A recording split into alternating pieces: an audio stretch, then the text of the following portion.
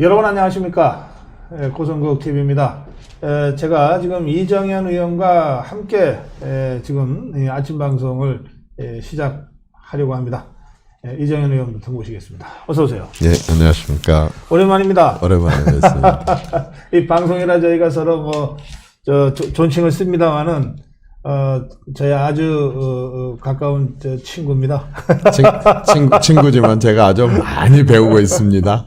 그래요. 종로 출마 선언을 하면서 자유파 국민들이 아주 뜨겁게 이정현 의원의 그 결단을 환영한다, 지지한다. 지금도 여기 보시죠. 지금 인사하자마자 이렇게 쫙 글이 올라오지 않습니까? 네. 예. 이게 유튜브의 힘이에요. 그러네요.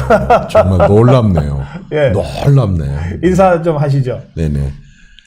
정말 항상 제 친구 고성국 TV를 많이 시청해 주시고 또 성원해 주신 여러분 감사합니다. 사실 고성국이가 좋아서가 아니라 고성국이 국민들에게 전달하고 하고 있는 그 메시지, 한마디로 말해서 정말 이 문재인 정권을 끝장 반드시 내야 된다고 하는 신념을 가진 우리 친구 고성국이 우리 그 국민들에게 이렇게 전하는 그러한 메시지에 여러분들이 동참하신 거라고 생각을 합니다. 여러분들 정말 존경하고 그리고 사랑합니다. 여기 의원님, 순천에서 시청 중입니다. 이런 나오죠? 예. 지역구에서. 그러네. 반갑습니다. 그래요.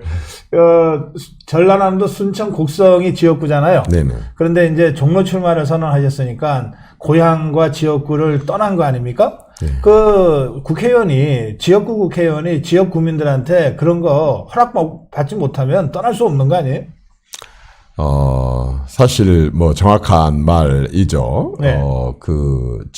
정치인은 반드시 저는 선거로 정치를 한다고 생각을 하고 그 네. 선거는 바로 유권자들에게 묻고 유권자들에게 답하고 또 유권자들한테 심판받고 그리고 허락받아서 하는 일이라고 생각을 합니다. 네. 사실 이제 제가 순천이나 곡성 제 고향의 지역 그 정치적인 기반을 이제 서울로 옮기는 것, 이 부분들에 대해서 사실 네. 동의해 주신 분들도 있고 또 그 부분에 대해서 여러 가지 섭섭한 마음을 가진 분도 계셨을 것입니다. 그렇지만 제가 한번 이제는 저를 이만큼 키워주셨으니까 이제 더 큰 무대에 가서 더 큰 의미의 정치를 하겠다고 하는 것에 대해서 많이 이해해 주셨으리라고 생각을 합니다. 그래요. 여기 보면, 저 자신이 이렇게 애국우파인지 몰랐습니다. 집안일 멈추고 두 분 대단 경청하고 있습니다. 지금 한참 집안일 하시다가 네. 우리 이정현 의원 나왔다 그랬더니 이렇게 경청하고 계시네요. 그런데 자 의원님, 그 순천 곡성 유권자들께 그 엄청난 그 고마움과 미안함을 같이 표시하시면서 그러나 21대 국회에는 종로에서 출마하겠다고 선언했지 않습니까? 네. 예. 왜 종로입니까? 종로는 저는 두 가지 의미가 있다고 생각을 합니다. 전국에 잘 알다시피 253개 지역구가 있습니다. 그 중에서 종로는 사실상 상징적으로는 정치 1번지입니다. 네. 현실적으로는 대한민국, 어떻게 보면 정치의 정점이라고 할 수 있는 그 대통령이 있는 청와대가 있는 곳이 바로 그 종로이기 때문에 현실적으로는 대통령이 있는 곳, 그 다음에 상징적으로는 정치 1번지. 그렇다고 한다면 이 상징적이고 현실적인 이곳에서 선거를 하는 동안에 나누어지는 여러 가지 오고 가는 그런 메시지가 네. 다른 어떤 지역구보다도 저는 국민들에게 파급 효과가 크다고 봅니다. 네. 그렇다고 한다면 저는 전달하고 싶은 게 두 가지가 있었습니다. 네. 하나는 제가 올해 36년째 정치를 하고 있는데 이 정치가 항상 시대에 따라서 변해야 된다고 생각합니다. 그런데 저는 우선 하나는 새로운 정치 세력이 좀 등장을 해야 되겠다. 새로운 정치 세력. 저는 그것을 젊은 사람들, 전문가들, 다양한 분야에서 진출하는 사람들, 이 사람들이 다가 아니라 이 사람들이 주축이 되고 그동안의 경험과 경륜을 쌓아 오셨었던 사람들은 병풍이 돼 가지고 이 4차 산업혁명이라고 하는 새로운 시대 변화에 맞는 새로운 국민적인 요구에 말하자면 부합하는 그런 정치를 네. 하도록 큰 정치의 대변화를 위해서는 새로운 정치 세력화가 필요하고 네. 이것에 대해서 선거 과정을 통해서 나는 국민들에게 좀 말씀을 전달하고 싶었고 네. 또 하나는 이제 현실적인 것입니다. 저는 야당이고 야당을 떠나서 정치를 하는 사람입니다. 문재인 정권이 펼치고 있는 정치 내용 네. 이것은 그냥 정치를 잘한다 못한다 라고 평가할 수 있는 것이 아닙니다. 저는 근본적인 문제가 있다고 생각하기 때문에 이 근본적인 문제를 파고든다고 한다면 정말 이런 정치 계속하면 안 되겠다. 이런 정치는 정말 하루라도 빨리 끝장을 내는 것이 절대적으로 필요하다. 네. 이 부분에 대해서 많은 고성국 TV를 포함해서 많은 사람들이 얘기를 하고 해왔지만 제 나름대로 봐왔었던 바로 이러한 문재인 정권의 정치, 문재인 정권 이 부분들에 대해서 끝장을 내야 된다라고 하는 그 부분을 국민들에게 그 메시지를 더 강하고 또 효과적으로 전달을 하기 위해서 저는 정치 1번지 또 대통령이 유권자로 있는 종로구를 택하기로 그렇게 생각을 했습니다. 예, 이 문재인 좌파 정권이 이제 3년 가까이 되었는데 이 정도일 거라고 예상하셨습니까? 솔직히 말해서 저는 예상 못했습니다. 왜냐하면 사실 문재인 정권하고 비슷한 정권들이 있었습니다. 예. 김대중 정권도 있었고 노무현 정권도 있었었고 예. 그때도 집권했을 때 보수 우파 쪽에서 많이 우려를 했습니다. 예. 그러나 그분들이 집권을 하고 나서는 네. 이제 대통령이 되게 된다고 한다면 많은 정보를 보고받게 되잖아요. 또 있는 실체를 보고받게 되잖아요. 그저 보고 싶은 것만 보고갖고 비판하는 그런 야당이 아니라 모든 것을 다 국정을 다 이제 종합 보고를 받게 되고 그렇죠. 종합 보고를 받게 되면 대통령으로서의 책임감을 느끼게 되거든요. 네. 그래서 저는 김대중, 노무현 이 두 분은 예를 들어서 김대중 대통령의 경우에는 우리가 예를 들어서 좌파다 진보다 이렇게 한다면 네. 그 당시 IMF라고 하는 그런 상황이 있기도 있었지만은 필요할 때는 대대적인 구조조정도 하고 또 필요할 때는 기업들에 대해서 정말 이런 기업은 살리고 키워야 된다면 공적자금도 과감하게 투입을 했다 그 말입니다. 네. 예를 들어서 노무현 대통령, 나 대통령 되면 미국 사진 찍으러 안 간다. 나 가서 대들겠다라는 식의 말씀을 해오다가 정작 대통령이 돼가지고 그렇지. 한미 관계가 이렇게 두면 안 되겠다.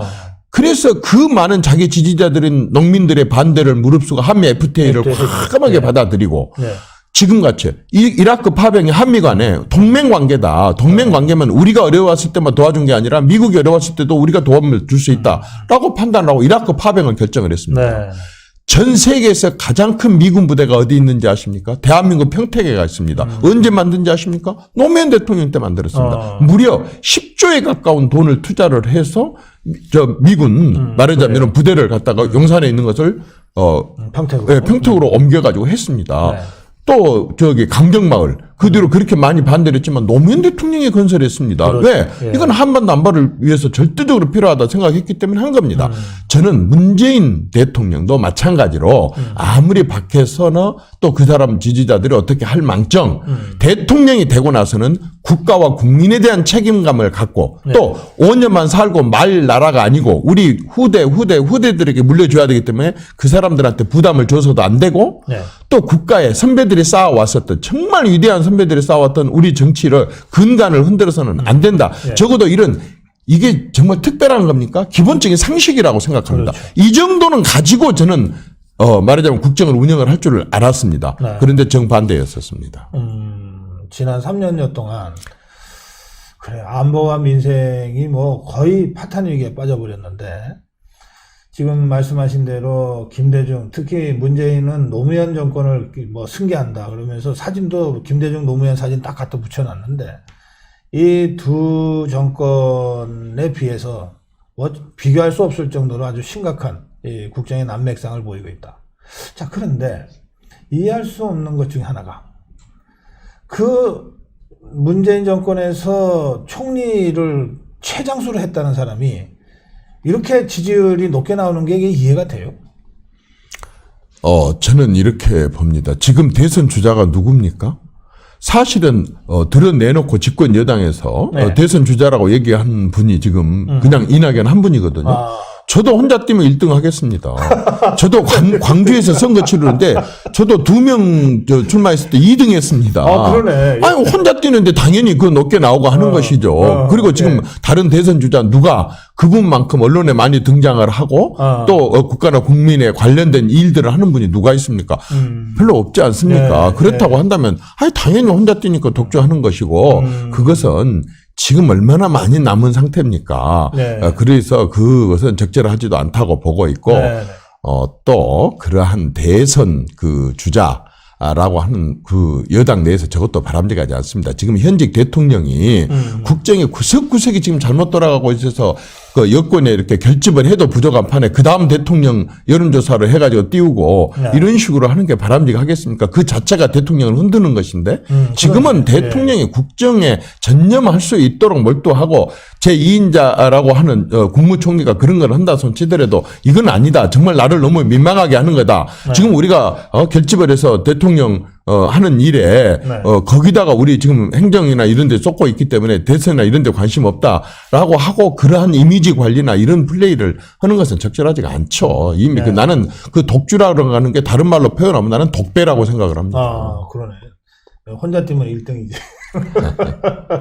여기 이정현은 호남에서도 알아줍니다. 이러시는데, 이낙연이 호남, 영광 한평 쪽에서 국회의원을 쭉 하고 전남 도지사를 해서, 말하자면 호남 정치인으로 이제 분류가 되는데, 좀 잘 아실 것 같아요. 그래서 같은 지역에 기반한 정치 활동을 한 사람으로 어떻게 평가하세요? 저는, 지금, 상대방들에 대해서 평가하고 폄하하고 할 생각이 전혀 없습니다. 네. 또, 그렇게 해서도 안 된다고 봅니다. 네. 그래서 따로 그분에 대한 평가를 하지 않겠습니다. 그러나 네. 분명히 훌륭한 분인 것은 사실입니다. 개인적으로 열심히 살아온 것은 사실입니다.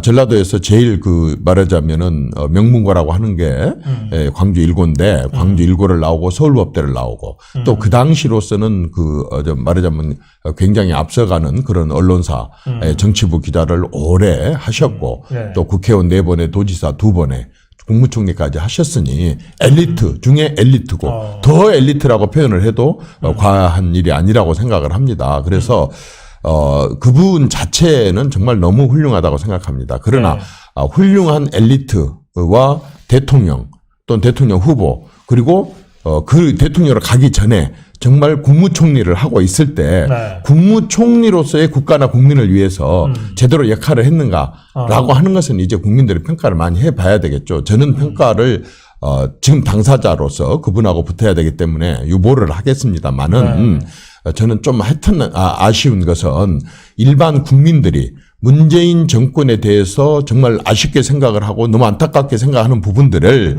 적어도 언론사 그렇게 오래 계셨고, 언론인을 하셨고, 또 국회의원을 그렇게 하셨고 했다고 한다면, 가끔씩은 국민들이 봤을 때, 정말 사이다다. 정말로 제대로, 간신이 아니라 충신으로서, 또 대통령에 대한 충신이 아니라 국민에 대한 충신으로서, 그러한, 말하자면 언행을 보이면서 좀 경계를 할 수 있도록 했더라면 하는 아쉬움이 있습니다만은, 어쨌든 평가는 좀 유보하겠습니다. 그래요. 예. 이제, 선거에서 싸워야 될 상대니까 평가를 주고 그런 말씀이시고. 근데 저는 이제 이낙연 총리 때 언론이 하도 이 사람을 띄우려고 보도를 하다 보니까 몇 가지 장면이 남는데 두 가지가 기억이 나요. 하나는 식약청장인가 하여튼 이 사람이나 몇 사람이 그런 케이스인데 여론이 막 질타하고 대통령까지 나서서 야단치고 나면 맨 마지막에 나타나서 야단치더라고. 먼저 하는 걸 본 적이 없어요. 예. 두 번째는 고성 산불 때 같은데, 보고받으면서 열심히 메모를 수첩에다가 하던데, 그걸 또 언론이 찍어가지고, 총리의 수첩해가지고서 쫙 보도를 하더라고요. 근데 보니까 내용이 아주 상식적인 걸 쓰고 있더라고요. 그래서, 박근혜 대통령을 아주 가까이서 오랫동안 모셨잖아요. 박근혜 대통령 후보 시절부터 수첩공주라는 아주 이 부정적인 닉네임을 붙여서 지금 그러니까 좌파들이 공격을 해댔지 않습니까? 제가 알기로 박근혜 대통령의 수첩은 정말 꼭 필요한 수첩이었던 것 같은데 이 이낙연의 수첩, 좌파 언론이 띄우고 있는 이 이낙연의 수첩은 이게 비교 자체가 불가할 정도로 아주 한심스러운 수첩이었는데, 이렇게 띄워진 그 허상과 이 거짓 이미지가 지금의 이 이낙연 아니냐, 저는 그렇게 좀 생각하고 있는데, 그것도 제 평가니까, 네네. 논평하시려면 하시고, 그냥 넘어가려면 넘어가도 좋습니다. 아니, 수첩 이야기가 나와서 예. 몇 가지 좀 말씀을 올리겠습니다. 정치인한테 제일 중요한 게 신뢰가 아니겠습니까? 정말 작은 민원인 한 분을 만나갖고도, 그분이 정치적으로, 또 자기 지역의 애로사항을 얘기를 한다든지, 개인의 애로사항을 얘기를 한다든지, 또는 아주 좋은 조언을 해준다든지, 사람의 기억에 한계가 있거든요. 특히 정치인들 같이 하루에 몇백 명씩 만난 사람은 듣고 돌아서면 잊어버립니다. 그래서 이제 그때 그 박근혜 대통령은 항상 수첩을 끄집어내서 잠깐만요. 바빠갖고 빨리 우리들은 모시고 다른 데를 가야 되는데 잠깐만요. 메모를 합니다. 반드시. 네. 그 다음에 누가 굉장히 좋은 조언을 하고 이렇게 했는데 정말 이건 자기가 귀담아 들어야 되겠다 싶으면 메모를 합니다. 그 다음에 어디 가서 무슨 얘기를 할 때 잡담을 할 때 말고 정말 그 위치가 굉장히 한마디 한마디가 중요하고 그 다음에 그것이 예산이나 법이나 정책으로 반영돼야 되는 이런 중요한 자리에 계신 분은 그냥 가서 말을 하면 안 됩니다. 정말 생각하고 또 생각하고 해갖고 메모를 해놨다가 빠뜨리면 안 되니까 얘기를 하다가 말씀도 드리고 또 메모도 합니다. 네. 이걸 안 한 사람은 혹시 여러분 주변에 정치인들 중에 이렇게 수첩을 갖고 메모하지 않는 정치인이 있다고 한다면요. 일단 신뢰하지 마십시오. 그 머리에는 한계가 있고 그 사람은 그 앞에서는 너무 좋은 것처럼 잘 들어준 것처럼 얘기하고 돌아서면 바로 쓰레기통에 버려버린다는 머리에서 지워져 버립니다. 박근혜의 수첩은 바로 그런 수첩입니다. 말하자면 언론인처럼 국무총리가 누구 발언하는 것을 전부 받아 쓰는, 이미 밖에서 비서들이 다 받아 쓰고 있고 다 녹화되고 있고 기자들이 다 받아 쓰고 있는데 국무총리가 그 발언하는 것을 전부 받아다 다 써놓는다고 하는, 이 말하자면은 진짜 시원해요. 말하자면 현장에 취재하는 기자가, 아니 저는 뭐 쇼를 하는 걸 떠나서 그분의 습관일 겁니다. 기자 출신의 습관일 텐지만은, 그러나 말하자면은 그 어떤 그 위치에 따라서 그것을 다 속기록 쓰듯이 그렇게 받아 적어놓은 그게 중요한 것이 아니라 아까처럼 수첩을 통해서 상대방들이 좋은 얘기를 했었던 걸 잊어버리지 않으려고 하는 것이, 공무원들 보고는 다 보고 서류에 다 있지 않습니까? 그렇지. 그래서 저는 이제 그 부분은 내가 사정을 정확하게 잘 모르니까 뭐 평가를 하지는 않겠습니다만, 저는 수첩 얘기가 나왔으니까 하는 얘기인데, 저는 그런데요, 요즘 들어와서 참 아주 민망한 장면이 있습니다. 저는 수도 없이 많은 그 각국 간의 정상들 회담을 봐왔지만, 정상회담에서 이렇게 A4 용지를 들고 상대방하고 이렇게 정상회담하는 대통령은 정말 처음 봤습니다. 왜냐하면 정상회담이라고 하는 것은 그냥 맞닥뜨려서 하는 게 아닙니다. 이미 실무자 간에 수없이 많은 협상과 협의를 통해서 결론을 다 내놓고 이제 공식적으로 최종 탑이 이제 그것을 확인하는 자리이기 때문에 그 내용도 많지도 않고 또 내용을 그 정도로 대통령이 가서 얘기하려고 한다 그런다면 사전에 대통령하고도 많은 조율이 이루어져야 됩니다. 그렇기 때문에 이게 없어도 정말 10시간 이상도 그 문제를 갖고 얘기를 할 수 있을 정도가 돼야 되는데, 미국 대통령을 만나나 어디 대통령을 만나나 전부 이렇게 A4 용지를 축해 들고 전부 카메라가 찍고 있는데, 거기서 상대방 지도자 앞에서 상대방은 그냥 아무것도 안 들고 하는데, 이렇게 하는 모습을 보면서 나는 저것은 좀 아니다 싶었습니다.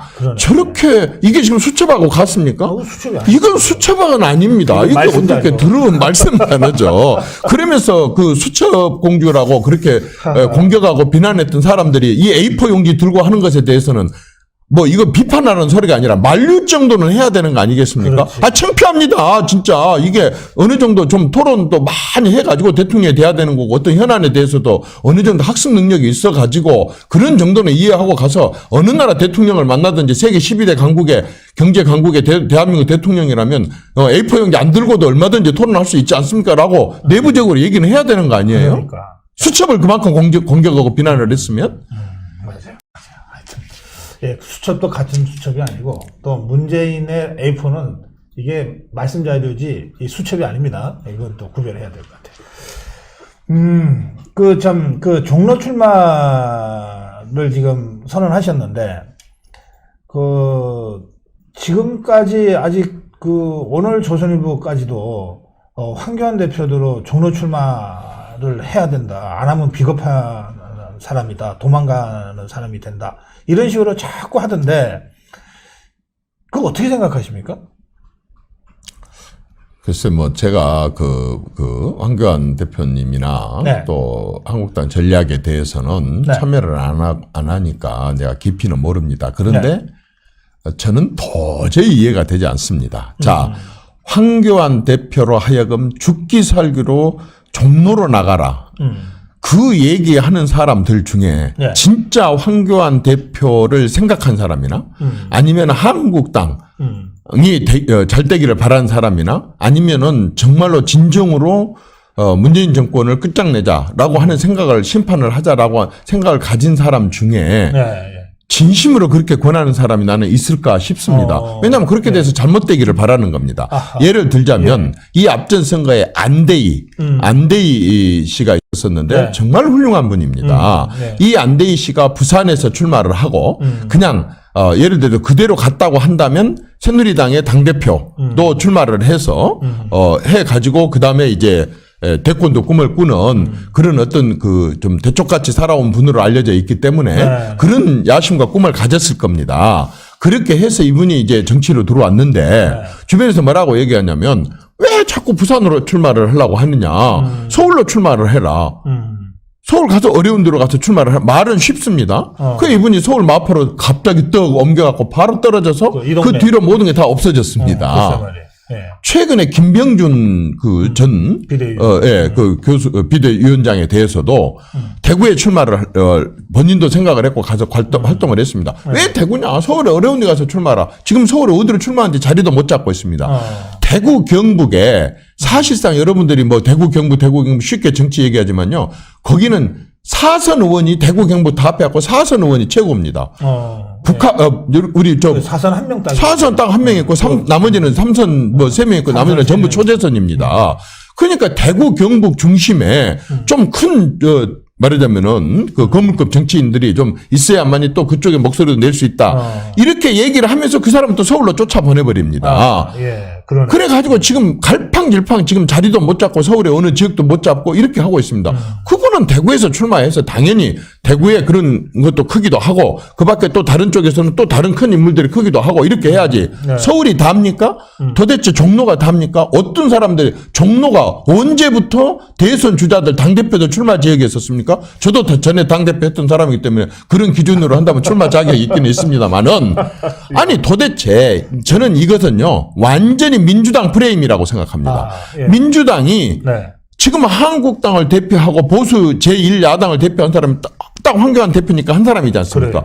이 한 사람을 데려다가 민주당 내에 많은 대선 주자 중에 한 사람으로 거론되고 있는 말하자면 이낙연 전 총리한테 딱 묶어놔 버립니다. 그 틀 안에다 딱 가다 버리려고 합니다. 아니 세상에 민주당 입장에서는 이렇게 쉬운 전략이 어디 있고 한국당 입장에서는 정말 이런 바보 같은 전략이 어디 있습니까? 왜 자기 당대표를 민주당이 딱 만들어 놓은 그 프레임 속에다 갖다 집어 넣어 놓고 거기다 가두려고 합니까? 말도 안 됩니다. 아니 지역구가 거기밖에 없냐고요. 지금까지 대통령 됐다고 한 사람들이나 또는 국회의장이나 거물 정치인들이 전부 종로에서 출마해서 됐습니까?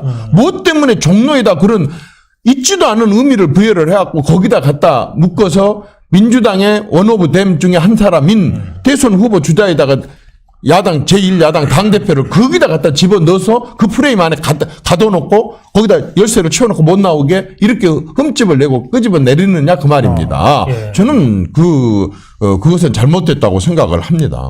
여기 저 문자에 조선일보랑 이석연이랑 이명박계가 짜고 황 대표를 종로로 밀어뜨리려고 한다. 저는 어떤 음모가 있는지는 그런 것은 잘 모르겠습니다만은 어쨌든 우리가 너무 쉽게 얘기하면서 지금 문재인 정권으로 싸우기도 벅찬 사람들이 도대체 자기 당내에 저 당대표를 흔들어대고 제1야당 대표를 흔들어대는 도대체 이러한 것 것들이 진짜 더 보수를 위한 일이고 정말 한국당을 위한 일이고 정말 문재인 정권의 심판을 하자고 한 사람들이 할 수 있는 얘기입니까? 지금 자기들한테 주어진 말의 공간, 메시지의 공간이 몇 개 안 되는데 그걸 갖다 황 대표 죽이는 데 쓴다는 게 그게 말이 됩니까?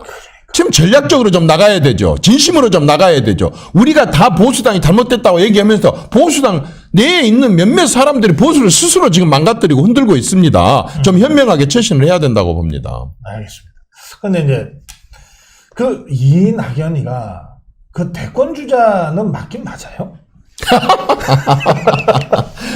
대한민국의 대권 주자 아닌 사람이 어디 있습니까? 제가 볼 때는 헌법상 40살 이상 대권에 출마할 수 있기 때문에 그렇지. 누구든지 내가 대통령이라면 이런 소리 누구든지 다 할 겁니다. 내가 대통령이라고 하면 예. 저는 뭐 그런 사람 중에 한 명이라고 생각하니까 40세 이상 모든 사람 중에 한 사람으로 이렇게 예. 생각을 합니다. 그러나 네. 뭐 그분이 참 잘 살아왔었고 또 경력도 잘 쌓았고 했으니까 그런 대통령 후보로 충분히 거론될 수 있는 사람이라고는 생각을 합니다. 다만 내가 그냥 오래 정치를 해왔던 사람으로 생각할 때 네. 지금 이 문재인 정권을 떠받들고 있고 이 문재인 정권을 감싸고 있는 네. 보이는 세력, 보이지 않는 세력, 정말 정말 도대체가 이해될 수 없는 종북을 한다든지 아니면 정말 목표를 향해서는 거짓말도 괜찮고 나쁜 짓도 괜찮고 어떤 것도 괜찮고 내 편이면 무조건 감싸야 된다라고 하는 그러한 좌편향, 목표를 위해서는 아주 수단 방법을 가리지 않아야 된다고 하는 이런 세력들한테는 사실은 이낙연 전 총리는 그러한 성품은 아닙니다. 그분은 굉장히 합리적이고 정말 그분은 또 이렇게 중심을 아는 사람입니다. 근데 이런 사람을 만약에 지금 좌파 정당의 대통령으로 만들어 놨다고 한다면 좌파끼리 싸우느라가 한치도 앞을 못 나갈 겁니다. 그런데 좌파들이 이 사람을 대통령 후보로 세울까? 라고 하는 것에 대해서는 네. 내가 뭐 나머지 걱정해 줄 일은 아니지만 솔직히 걱정이 되죠. 그래서 저게 뭐 진심으로 대통령 후보로 이렇게 생각을 할까? 또 대통령 후보를 만들어 드릴까? 하는 그런 것은 저는 좀 부정적으로 보고 네. 다만 뭐 본인 노력에 서 대통령이 되면 되는 거고 그렇게 하기 때문에 저는 뭐 대통령 충분히 할 수 있는 자격도 있지만 네. 적어도 지금의 좌파 세력들은 이낙연 전 총리는 자기들의 성향하고는 결코 맞지 않을 것이다. 따라서 대통령 후보로 만들어주지 않을 수도 있다라는 생각을 하지만 너무 빠릅니다. 지금 그 얘기 하기는. 예. 말씀하신 대로요. 이게 그 좌파 세력도 문재인 지지 세력은 보통 우리가 생각하는 좌파랑 좀 많이 달라요. 이 자기들끼리 부르기를 대깨문이라고 부르거든요. 대깨문이. 네, 대가리가 깨져도 아니 이건 자기들이 붙인 명칭이에요. 예. 이게 우리가 자유파가 그 사람들을 그러니까 비하하기 위해서 붙여준 게 아니고 자기들 스스로를 우리는 대가리가 깨져도 문재인 지지자야. 우리를 대깨문이라고 불러줘. 그게 주술이라고 생각합니다. 자기들 주문이고 주술이고 네. 이게 말하자면 하나의 종교처럼 그러니까. 그런 거죠. 그러니까 지금 말씀하신 대로 이낙연이 최소한의 합리성과 상식을 갖고 있으면 이 대깨문들하고는 섞일 수가 없는 존재예요. 그러니 이제 이정현 의원의 분석대로 이 대깨문이 지금 이 좌파들의 주도 세력, 주축이거든요. 이 세력 입장에서 이낙연이를 대선 후보로 자기들이 옹립한다? 이건 있을 수 없는 일입니다. 네, 예. 그래서 이제 저는 그 분석이 상당히 설득력이 있다는 생각이 듭니다. 자, 그럼 그렇고 이제 어쨌든 종로 출마를 선언하셨으니까 어디 집은 옮기셨어요? 제가 사실은 제가 분당 삽니다. 예. 저기 분당에서도 저쪽 북쪽 쪽에 이제 살고 있습니다만은 네. 이제 종로 여러분들 이거 아셔야 됩니다. 구의원들은 그 구 안에 살아야 됩니다. 시의원이나 도의원들은 그 시도 안에 살아야 됩니다. 그래요. 그런데 대통령하고 국회의원은 국민 대한민국 어디든지 살면 됩니다. 그래서 제가 비록 그 집은 일산에 살고 있습니다만은 이제 집은 어저께 종로에 좀 서민들이 살고 있는 곳에 1,000만 원짜리 전세를 계약을 했습니다. 1,000만 원짜리 집이 있어요? 전세로 1,000만 원짜리 집을 어제 계약을 해서 아주 쾌적하고 좋아서 오늘 이제 그쪽에 이사를 들어갑니다. 그래서 거기서 하면서 저는 본래 제 성격이 이제 두 발로 걸으면서 선가는 사람이니까 이제 새벽부터 일어나서 하려면 도저히 일산에서 못 다니겠더라고요. 그래서 아니, 일산이 아니라 저 분당. 분당. 아니요, 일산입니다. 일산? 네네. 분당이 아니고 일산. 그러시고. 예. 밤늦게 다니니까 제 집도 잘 몰라요. 원래 이 호남에서 선거할 때도 걸어 다니고 자전거 타고 다니고로 유명했죠. 예. 아, 그래요? 호남에서 선거하는데요. 제가 그런 진짜 국회의원이 되면요. 딱 당선되는 날 꽃목걸이 거는 순간요. 사람이 확 달라집니다. 꽃목걸이 바로 당선 확정되기 직전까지도 조마조마하면서 막 이렇게 하던 사람들이 당선 꽃목걸이 딱 거는 순간 완전히 달라져 버립니다. 처음에 이렇게 하던 사람이 이렇게로 바뀌어버리게 됩니다. 근데 저는 정말 목에다 어깨에다 힘주는 정치, 도대체 호남에서 새누리당으로 하려고 한다면 그렇게 해갖고는 할 수가 없습니다. 그래서 저는요, 어깨나 목에다 힘을 준 게 아니라 무릎에다 힘을 줍니다. 무릎으로 거의 기다시피 이렇게 현장을 찾아다녔기 때문에 그래서 상당히 무릎 힘이 좀 셉니다. 그래요. 아니, 근데 종로 1,000만 원 전세 궁금하네. 아주 좋습니다. 그럼 사무실은요? 저는 이제 또 제 철학입니다. 예. 저는 어디 선거 치를 때도, 저는 사무실이 아주 조그맣습니다. 그냥 행정만 볼 수 있는 사무실. 그래서 당분간은 의원회관을 사무실로 쓰고요. 그러고 저는 무조건 찾아 나서겠습니다. 사무실로 불러서 만나고 또는 사무실로 찾아오는 손님 만나갖고 거기서 시간 다 보내고, 이런 정치를 하지 않겠습니다. 저는 순천에서도 항상 절대로 찾아오지 마십시오. 부르면 제가 가겠습니다.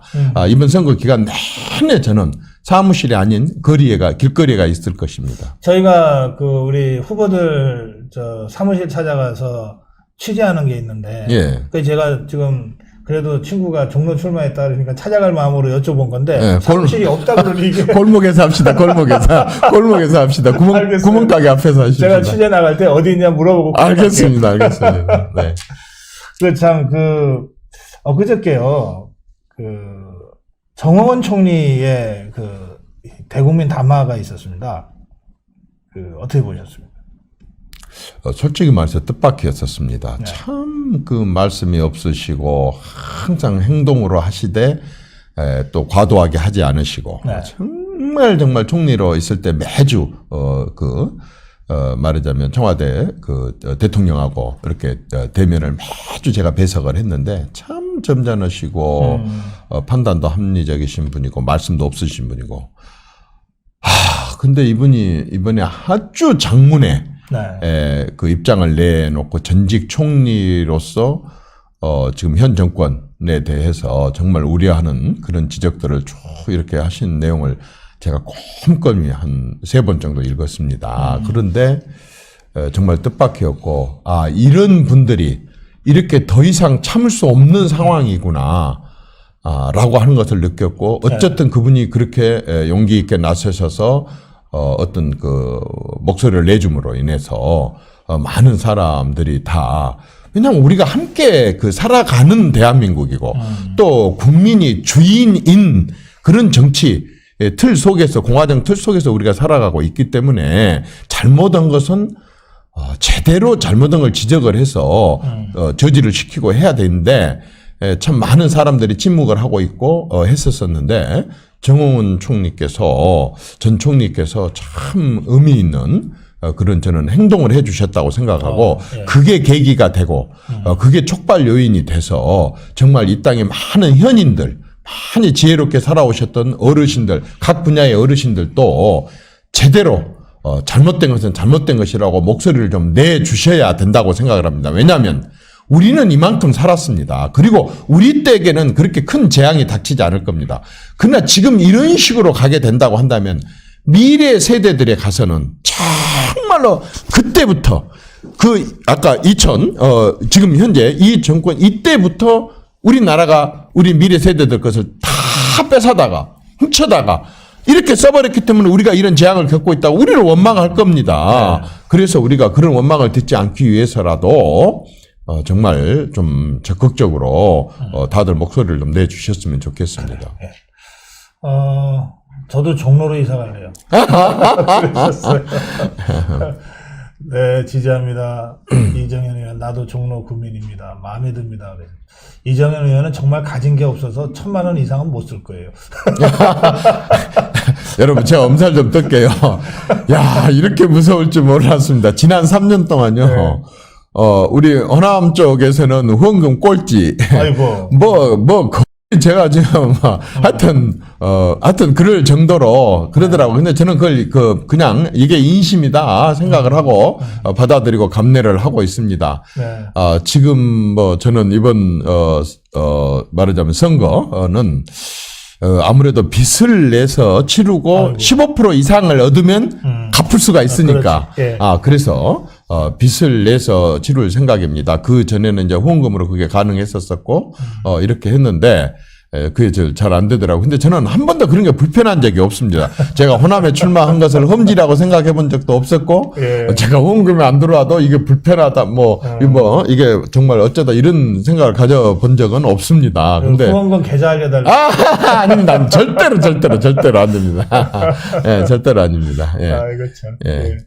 예, 다들 오랜만에 방송 나오신 거잖아요. 그래서 다들 너무 좋아하시고 즐거워하시고 또 힘이 나시는 것 같아요. 우리 시청자들이. 사실은 정말 그런 점에 있어서 제가 너무 죄송합니다. 제가 여러 가지 이제 굴레가 씌워지고 막 이렇게 돼 있기 때문에 제가 한국당에 들어간다거나 또 이렇게 하게 된다고 한다면 저로 인해 가지고 한국당에 대한 공격과 비난이 잘 걸렸다 하고 막 이렇게 해대게 되면 저 죽는 것은 괜찮은데 한국당도 죽고 보수도 죽게 될 수가 있습니다. 네. 그래서 저는 이정현 탈당 얘기가 나오자마자 1초도 기다리지 않고 바로 당에 전화를 해서 네.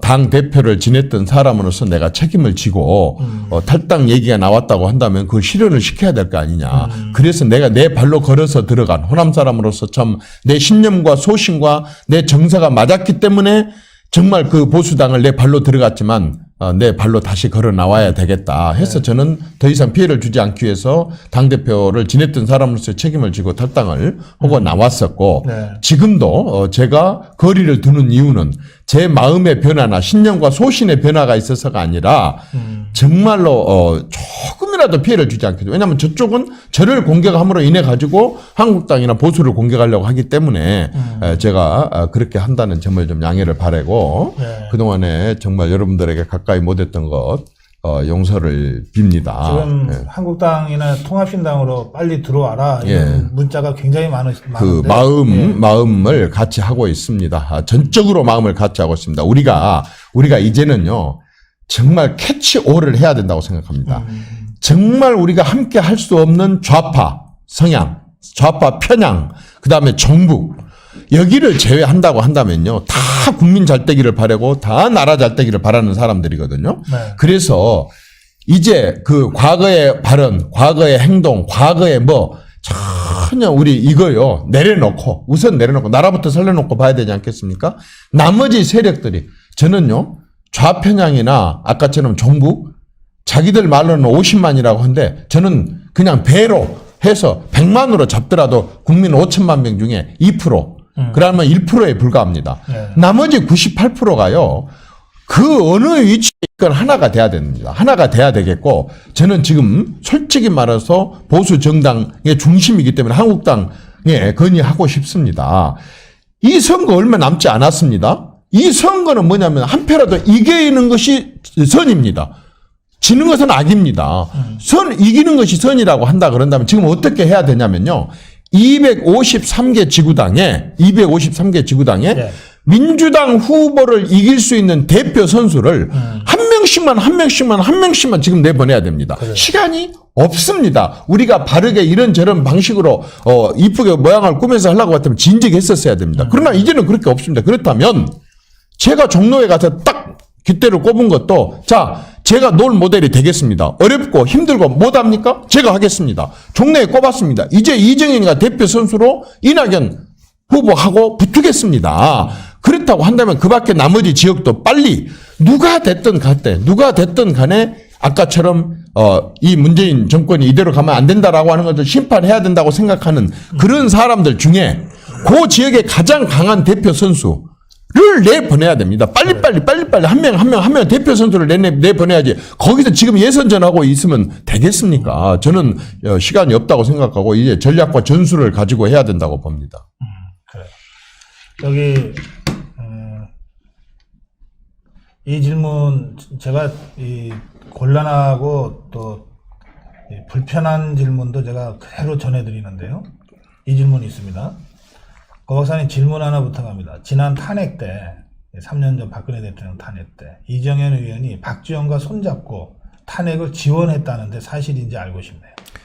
앞서도 내가 보수 세력들이 갈라지고 하는 것에 대해서 또 내부에다 총질하고 수탄 까고 아군 진짜에다 수류탄 까고 하는 것에 대해서 아주 보수의 가장 그 나쁜 성향 중에 하나가 저는 그거라고 생각하는데요. 네. 이렇게 사기를 치면 안 됩니다. 어떤 사람의 그 사진은 어떤 사진이 있냐면요. 네. 그 당시에 제가 이제 당대표 돼갖고 첫 번째 당대표 연설을 합니다.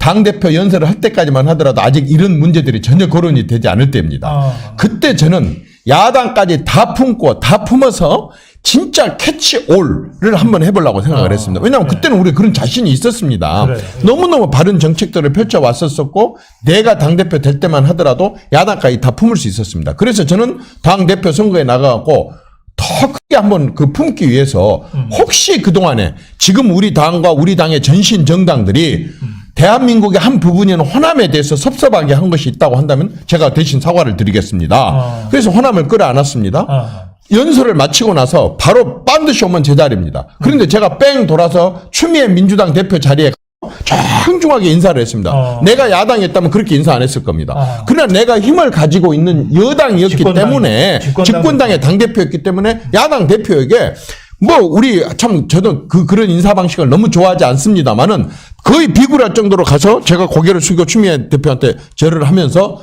인사를 마쳤고 다시 또 뺑 돌아가가지고 박지원 그 대표 자리에 가서 또 똑같이 가서 그런 식으로 인사를 하고 자리에 앉았습니다.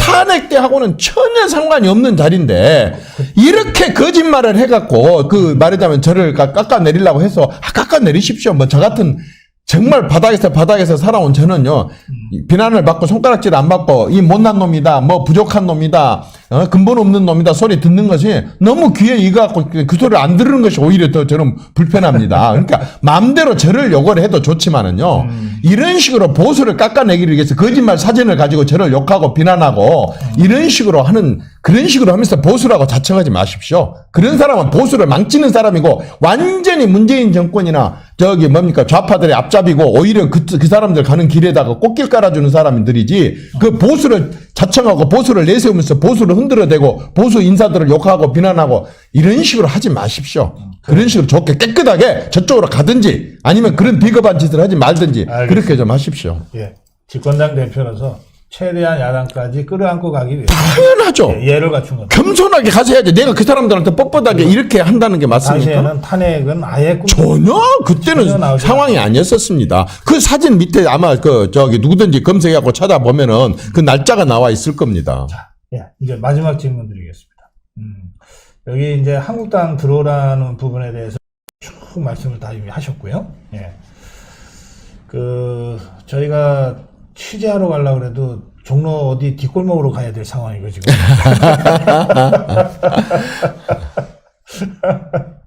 자, 그렇습니다.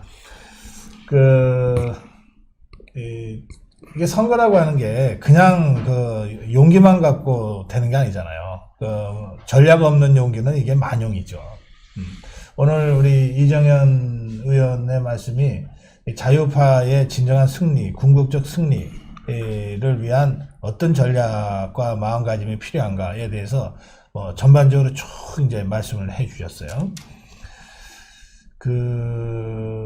황교안 대표에게 지금 아까도 여러 차례 현재로서는 황교안 대표 중심으로 선거를 치를 수밖에 없다. 이렇게 이제 여러 차례 강조해서 말씀하셨기 때문에 지금 황교안 대표한테 주문한다면 어떤 말씀을 하시겠어요? 사실은요, 제가 진심을 갖고 얘기한다면 저는 황 대표한테 너무 미안한 사람입니다. 저렇게 훌륭하게 살아오신 분이 정상적이고 바른 지지를 받아가는 정당의 당대표로 오셨다고 한다면은 이런 고생하시지 않으시고도 본인이 예를 들어서 대권을 꿈을 꾼다고 한다면 그 길을 감에 있어서 이렇게 고생하지는 않을 겁니다. 그러나 어쨌든 먼저 당대표를 했었던 사람으로서 정말 바른 그런 것을 물려주지 못해가지고 이런 곤욕을 치르고 있기 때문에 어떻게 보면 황 대표한테 저는 정말 고개를 숙여야 될 사람이고 미안한 그런 마음을 갖고 있는 사람입니다. 그럼에도 불구하고 현실적으로는 이제 이 난국에 큰 지금 이제 선거를 진두지휘를 해야 되는 딱 한 명이신 당대표이십니다. 저는 우리 황 대표께서 지금 상황은 이제 가닥을 잡아야 될 때라고 생각합니다. 예를 들어서 뭐 보수대회나 이거 하고 있을 때가 아니라고 생각합니다. 이렇게 생각하시면 어떨까요? 저는 보수는 다 연합이 돼 있다고 생각합니다. 보수를 지지하고 문재인 정권을 심판하자고라고 생각하는 사람들은요, 황 대표 못지않게 모두가 다 절실하고 절박하고 지금 완전히 하나가 돼 있습니다. 대통합이 뭡니까? 그게 대통합이지.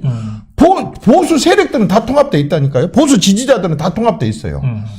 몇몇의 정치인들, 아주 극소수의 몇몇의 정치인들이 스스로를 지도자라고 생각한 사람, 스스로를 대권주자라고 생각한 사람인들이 이 자신들의 야욕과 탐욕을 충족시키기 위해서 전부 그냥 따로따로 떨어져 나가갖고 아군 진짜에다 총 쏘고 공격하고 지금 총선을 앞두고 있으면서 내부 경쟁을 하고 경쟁자들한테 공격이나 비난을 하고 이렇게 하고 있는 이것은 안 된다고 생각합니다. 저는 황 대표한테 주문을 하는 것이 아니고 지금 보수에서 각 분야의 지도자를 자청하고 계신 분들한테 부탁하고 싶습니다.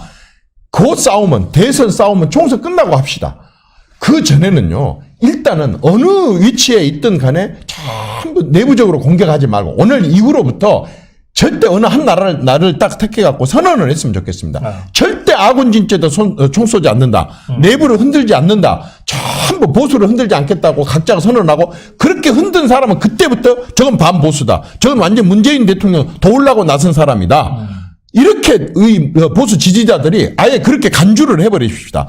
그리고 어느 한 순간부터 이때 총선 때까지 모든 싸움을 말하자면 중단하는 선언을 하고 황 대표를 중심으로 해가지고 뭉칩시다. 뭉치는데 황 대표께서도 현실은 현실입니다. 이미 밖에 나가서 어떻게 하고 있는 사람이 있다고 한다면 안 끌어들이더라도 선거 연대를 하는 것입니다. 지금은 하고 너무 시간이 없지 않습니까? 그래서 가장 고 지역구의 대표 선수, 제가 그냥 한 사례를 들겠습니다. 저 별로 좋아하지 않습니다만은 우리 오신환 의원 같은 경우는 관악을에서 보수로서 오신환 의원을 능가할 수 있는 사람이 저는 없다고 생각합니다. 그러면 무슨 당에 있건 상관하지 말고 일단 그분이 거기에 출마를 할 수 있도록 대표 선수로 거기로 찍어주는 겁니다.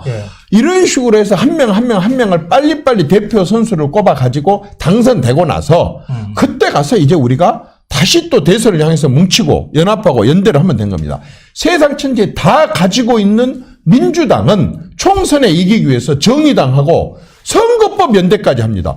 자, 우리 이 국민들이 잘 모르겠지만 우리끼리 하나 만들자. 이 말하자면은 연대, 연동형 비례대표제를 해갖고 지역구는 우리가 먹고 비례대표는 너가 밀어줄게.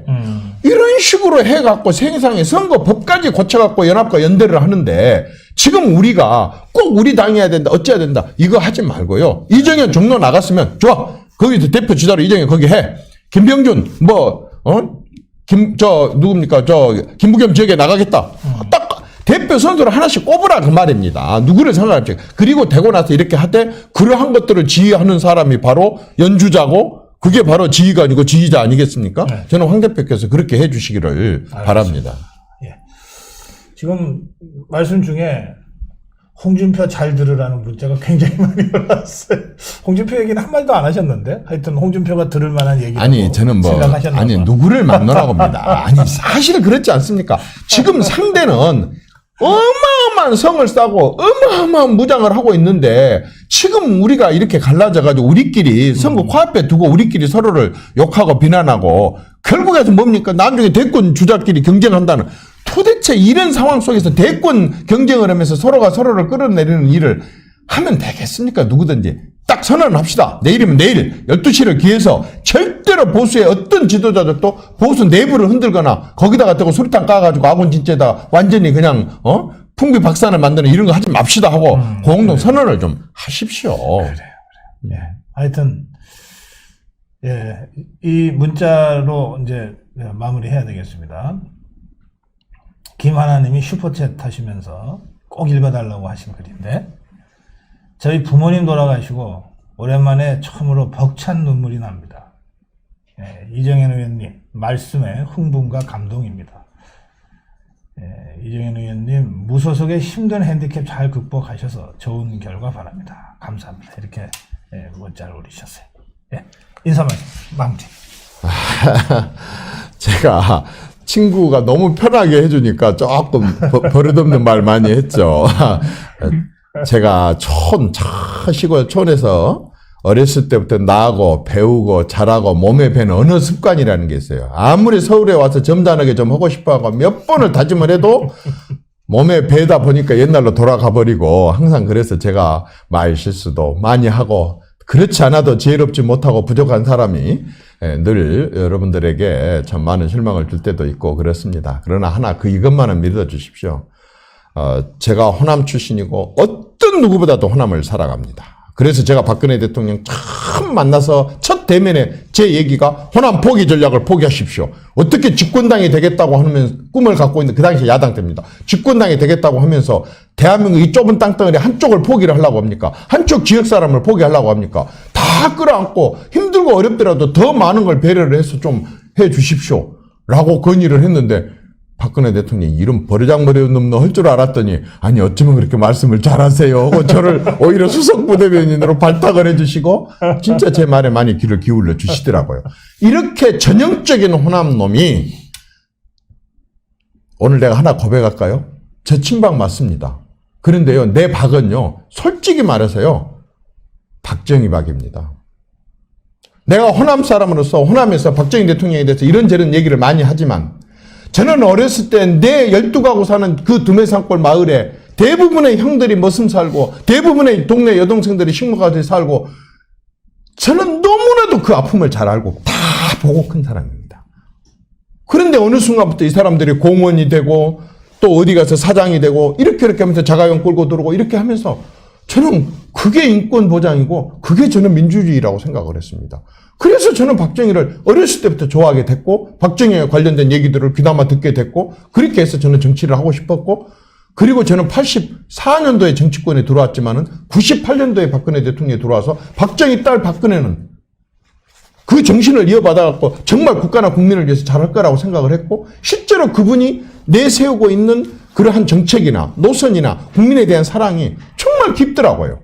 그리고 제 자신이 그분을 이게 남이 언론에 공개되지 않은 상황에서 그분을 보면서 이렇게 언행이 이렇게 정말 항상 똑같이 이렇게 할 수 있는가 그렇게 해서 저는 내가 세상 대통령도 아니고 세상을 바꿀 수 없다고 한다면 그런 지도자들을 잘 받들고 또 지도자들의 정신들을 갖다 이어가고 하는 거 아니겠습니까? 호남 출신으로서 저는 그렇게 했습니다. 저에 대해서 이런저런 오해를 하고 계신 분도 있을 수도 있습니다. 내가 제대로 안 알렸기 때문에 오해를 했다고 한다면 그건 내 잘못입니다. 국민들이 잘못 알고 있으면 내가 잘못된 그런 것이 맞는 것이죠. 그래서 저는 이제 부탁을 좀 드리고 싶습니다. 이제 다 떠납시다. 다 떠나서 매사 타이밍이라는 거 있지 않습니까? 지금 이 시간은요. 정말로 문재인 정권의 장기 집권을 막는 곳으로 가야 됩니다. 문재인 정권의 장기 집권? 이번에요, 만약에 경우에 저 사람들이 200석 이상을, 뭐 다른 당하고 그 비슷한 당들을 합해갖고 200석 이상이 되면요, 100% 개헌 들어갑니다. 개헌. 개헌 들어가게 되면요. 이렇게 해가지고 뽑힌 대통령이 또 지휘하고 이렇게 하면 10년, 15년, 20년까지 갈 겁니다. 어떻게 고치겠습니까? 언제 고치겠습니까? 다른 모든 나라들은 지금 거의 비행기를 타고 날아가고 있는데 마차로 갖고 따라갈 수 없는 그런 나라를 만들면 되겠습니까? 해가 지지 않는 나라라고 했더니 영국도 IMF 직전까지 가고 망합디다. 그러니까 정말 우리는요. 너무 마음 안심 갖지 마시고요. 이번 선거 때요. 우리가 할 수 있는 건 오로지 심판밖에 없습니다. 합법적으로 우리가 할 수 있는 것은 장애 집회도 아니고 보이콧도 아니고 삭발도 아니고 단식도 아니고 선거 때 합법적인 공간 내에서 이 정권에 절대로 장기 집권을 막고 이 정권을 끝장내는데요. 정말 국민의 한 사람으로서 지역의 어른들의 한 사람으로서 우리 후손들을 위해서라도 좀 진짜 뭉칩시다. 감사합니다. 예, 고맙습니다. 여기 아까 고백하신다 그러면서 예, 친박 얘기했더니 여기 문자가 큰 박입니다. 큰 박입니다. 그래요. 오늘 1시간 가까이 이정현 의원과 저도 오랜만에 만나서 속에 있는 말씀들 다 듣고 나니까 저도 속이 후련합니다. 저 종로 뒷골목에서 뵙겠습니다. 알겠습니다. 예. 예, 감사합니다. 네. 그래요. 이정현 의원의 말씀을 듣고 여러분들, 예, 눈물 흘리신 분들도 많으신 것 같아요. 또, 속이 시원하다, 동침이다. 예, 이정현 의원 말씀 중에, 예, 우리 시청자가 또 2분 오셔가지고, 예, 따뜻하게 격려해주고 계십니다. 이 후원 계좌 좀 알려달라는 문자가 너무 많은데, 예, 지금 이정현 의원이 아예 손살에 치면서 그냥 급하게 지금 나가십니다. 예. 그냥, 예, 가난하게 있는 그대로 선거하겠다고 하는 의지가 아주 강해서 저희도 더 이상 강권하지 않겠습니다. 대신에 제가 아마 이 종로가 이 뒷골목들이 많습니다. 골목골목 누비는 이정현 의원을 저희 카메라 가지고 가서 좀 종로 어느 길모퉁이에서 현장 취재하는 것으로 대신하겠습니다.